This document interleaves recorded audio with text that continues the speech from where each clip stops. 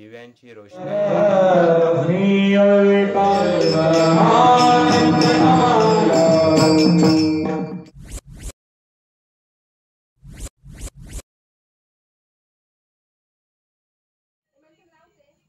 नमस्कार मित्रांनो, बोक्षेकर art painting YouTube चॅनलमध्ये आपलं स्वागत. मी महेंद्र पाटील घेऊन आलो आहे ते म्हणजे आमच्या चिंचोडे गावामधील अखंड हरिनाम सप्ताह जगद्गुरू संत तुकाराम महाराज वारकरी सेवा मंडळ चिंचोडी व पंचकृषी असे सर्व येऊन जो आमच्या चिंचोडे गावामध्ये कार्यक्रम याने हिंदू नववर्षाच्या आगमनासाठी दिव्यांची रोषणाई करण्यात आली, त्याचा हा व्हिडिओ आपल्यापर्यंत दाखवण्याचा प्रयत्न केलेला आहे. तर मित्रांनो, व्हिडिओला